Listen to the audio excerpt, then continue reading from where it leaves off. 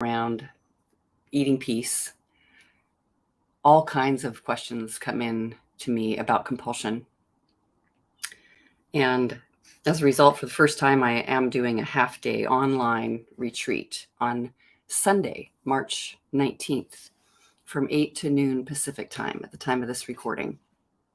So it is for anyone who suffers from their experience of compulsive behavior. They see something that they're doing. They're calling it compulsive, addictive, wrong, difficult, confusing, just some aspect of their lives. And sometimes this is not even in a processed behavior like drinking, overeating, binge eating, graze eating, things to do with food, smoking, all the substances that are possible. But it can even show up.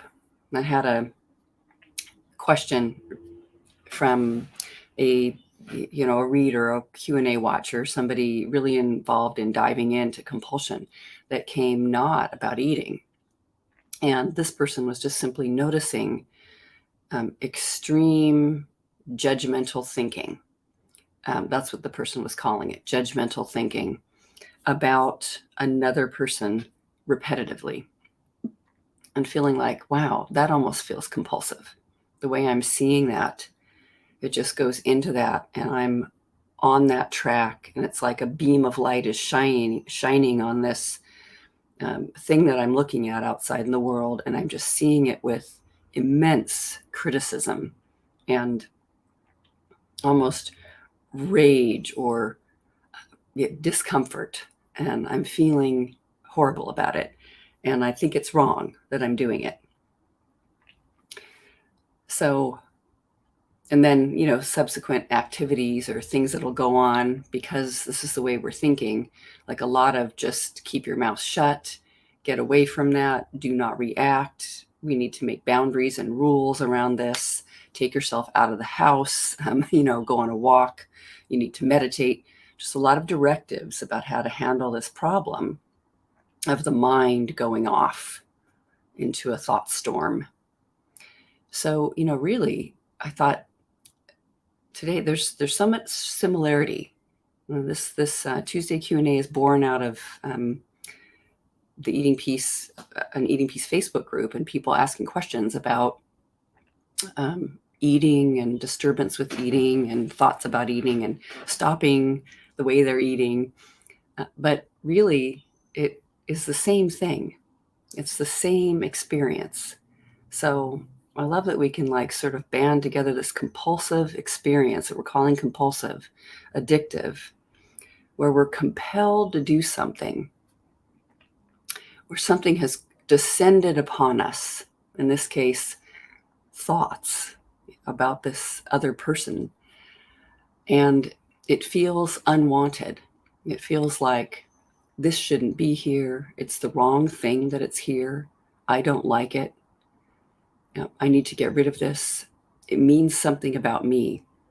So I'd say the first step, the very first step that is often missed, is this opening to that this is happening as something interesting instead of dangerous, totally unwanted, negative, meaning something bad about me. I mean, it is such a deep and common human experience to have this kind of phase in life or moment in life or way of seeing life showing up. So just letting it be, first step in a way, relaxing around the edges of this and letting it be simply the way it is. Hard to do because there's so many ideas about how uncomfortable it is, and I don't want it here, and I hate it. I hate this thing. People will also say a lot, I've had this for so many years. I've had this my entire life. I've always been like this. Since I can remember and since I was young, it's looked like this. So a lot of seeing it as very abiding and long-lasting and like I'm not learning something. There's something I can't get. There's something wrong with my brain. There's something wrong with the way I do this. So first step is, it'll be sort of strange, but an acceptance that this is here, showing up with a message, but we don't have to take that as like it's a special message that I'm not getting, or, yeah, I know the message and I need to, respond well or follow it. Not that kind of message, just that it is communicating something, and that it's not a hard communication. It's not communicating something that I should know about that I don't. It's just kind of coming out in this particular way, and how I'm seeing things, but that it's communicating something important and of value and meaningful for me. Like the way I'm seeing this feels really uncomfortable and feels terrible, and my mind starts going off on even more things about how bad I am, and I'm not getting something here, and I'm disappointed in myself, and I hate this about myself. So much self-hatred. I remember just being overwhelmed by that kind of looking and holding myself with such like disgust almost. What is wrong with me? I would think, how come that person over there is doing it right? And there they are doing it the right way, I think. And I'm over here doing it the wrong way. And I don't really get how they're doing it. I just know that's right over there and this is wrong. And I want to find this right way. I want to cross that bridge. And I've been trying to find the bridge, the way over, the way over this big, giant, wide river for so long. First, just seeing what that's like, what that would be like if there was full and complete, I know we've all heard this in different ways, but just deep acceptance for this experience, and how it is. And especially the experience, not just that's happening, that I'm seeing before me. So I'm not saying I should be accepting of it. Even more importantly, maybe, how I'm accepting myself in this moment. Like I can't accept what's going on. I love that. That's the thought often. I can't accept what's going on. And it's about everything. It's about whatever this other person and what they're doing. And then I can't accept the way my mind is responding to this. I can't accept myself and how I'm hooked up. And there's just like wrong is being kind of sung from the mountaintops. I'm wrong. I'm seeing myself as wrong. And oh, here's this totally difficult moment and situation and the badness of it all. So a lot of disappointment, despair, attack, blame. I like to think of this as we get on to, I mentioned it before, but sin, guilt, punishment cycle. Religious or not, I have done it wrong. I've missed the mark. I've sinned. There is a mark and I haven't reached it. I'm not doing it right. I feel guilty, bad, ashamed. I want to hide it. Less than, wrong. Look at everything that I ate.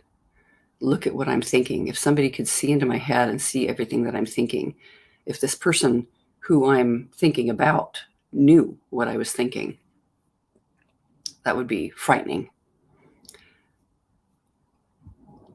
So guilty. And then a sense of punishing oneself, punishing everything. At the very same time, I don't like what I've seen that's happened outside. I don't like what I've seen that's happened on the inside. Not just I don't like, I hate it. I hate what I'm seeing that's happening. I'm even blaming sometimes God or reality or whatever the mystery is that created humanity and me in it as doing it wrong, like having a error in the code. Something's wrong because I'm behaving in this particular way and I just can't stand that. So just watching that, then that gets in this big cycle that's so torturous. If I think wrong, I think it's wrong, I feel guilty, I need to punish and make up for the wrongness. And it's very overwhelming and kind of mesmerizing and so full of all those feelings and ideas and thoughts that it takes up all energy, and it can't see another way to do it. So first, just accepting kindly that this is happening. So accepting, not with resignation, but could we put a drop of kindness into this that is not a completely strange and foreign human experience? To like have concern and get caught in something and be thinking and feeling and full of it. So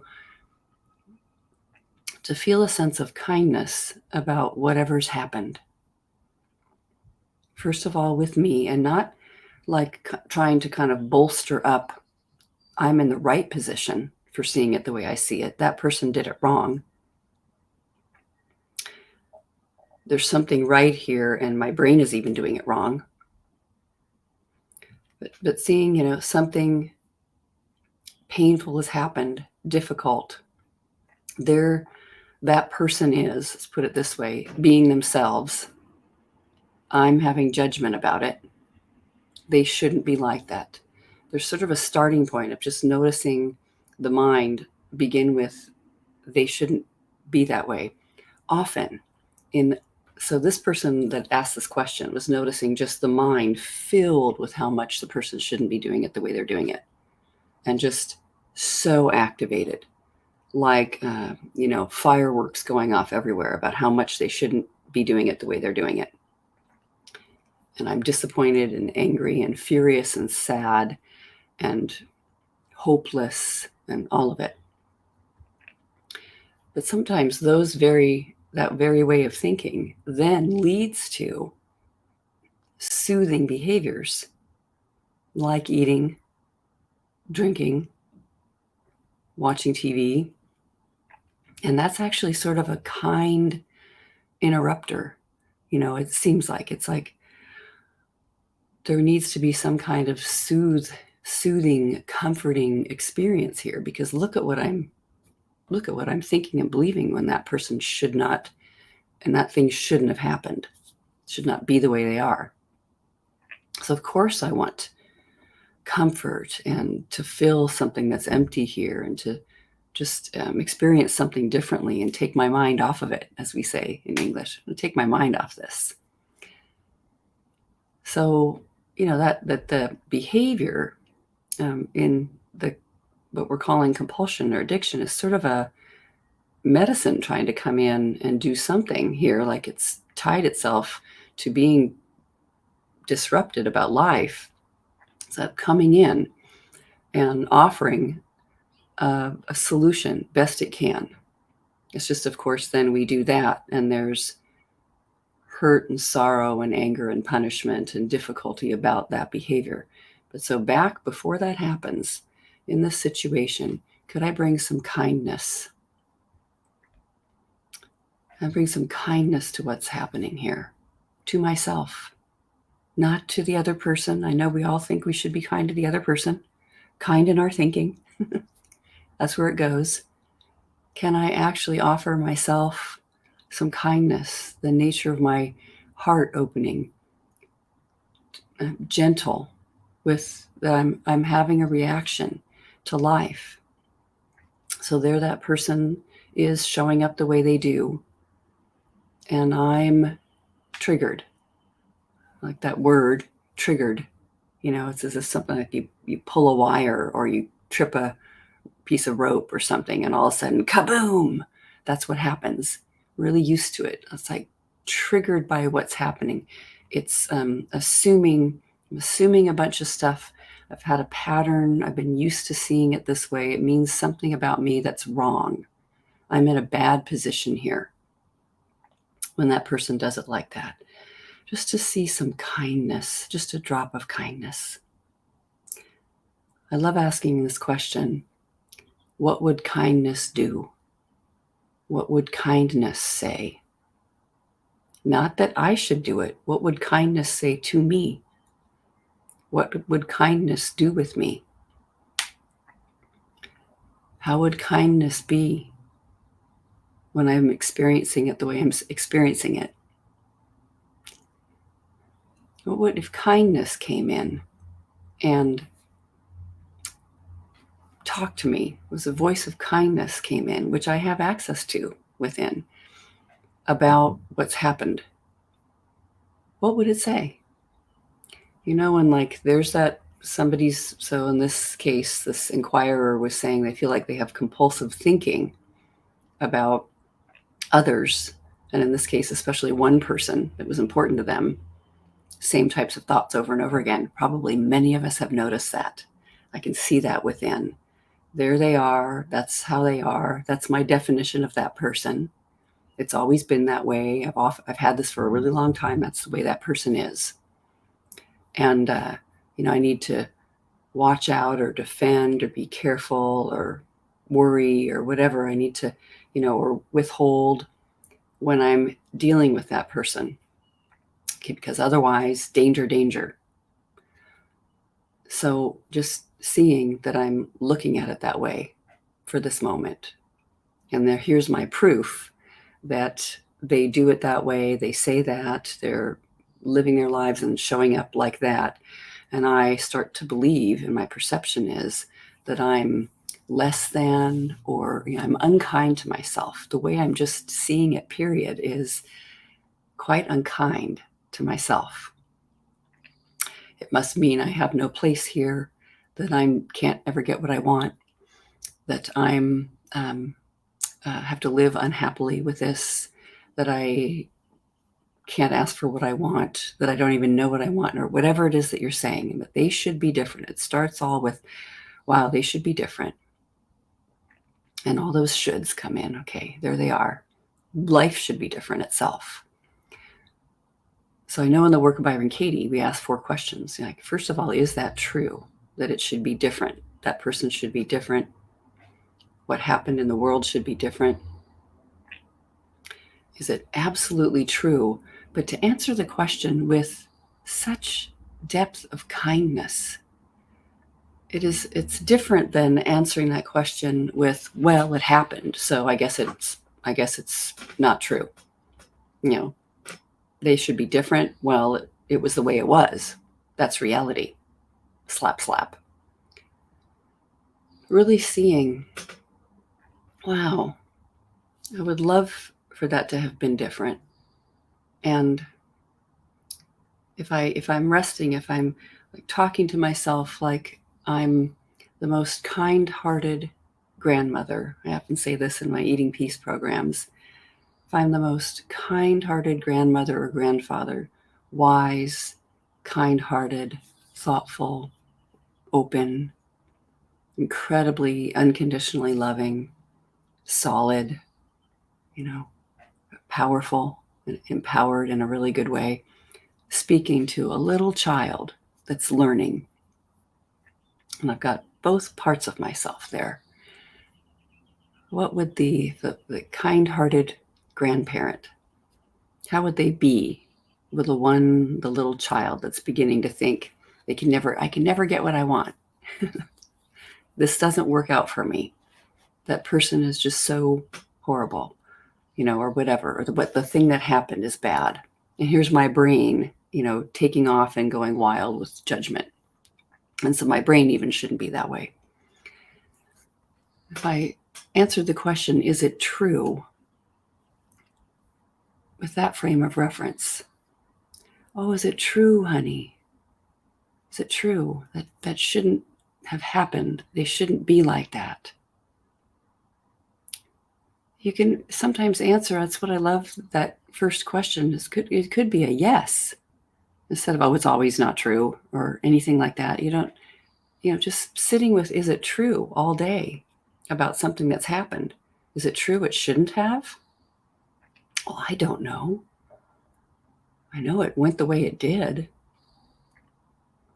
Is it true I really, really need it to go differently to be safe and comfortable and have a good life?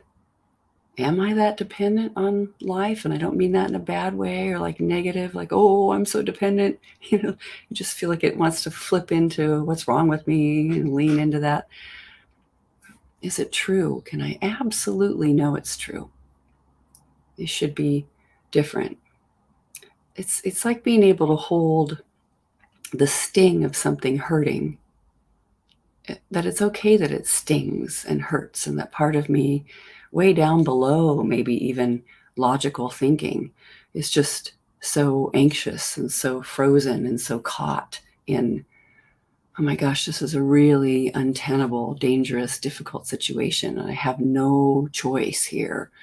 So, but what would what would this kindness say? No choice, and yet there is a choice to let it kind of something relax around what's happening. There that person is, and they look like they're better than me.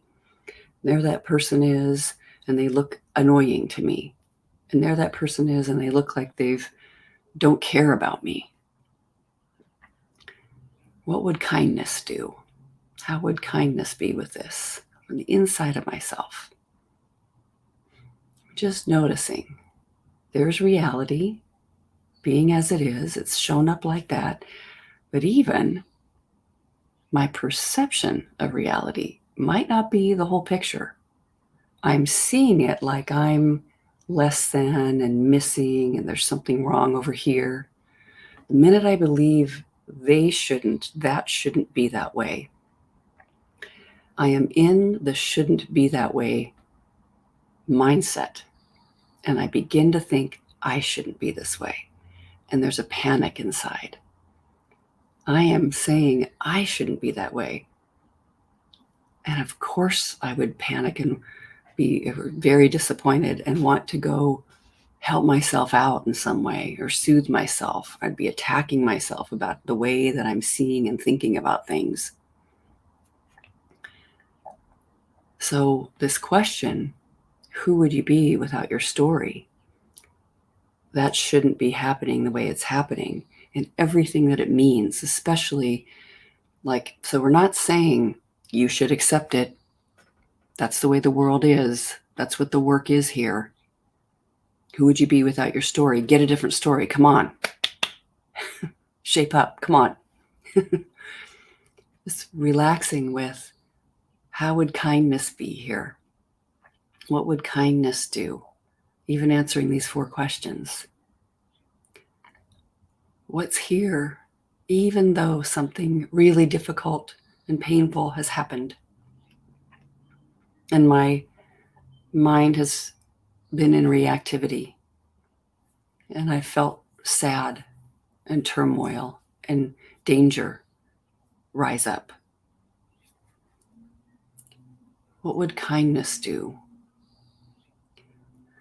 I like noticing a lot that something has been very alive and persistent and, just buzzing and steady, the mystery of life that's brought us all the way to this moment. No matter what has ever happened to us, something is still here, open and present. It's not a small thing that's there. Simply aware. What if I could accept and explore and see what the thing is that happened and what I started thinking and believing about myself? What did I start to say to myself that was going on? And, this inquirer was like, I was in the wrong place at the wrong time.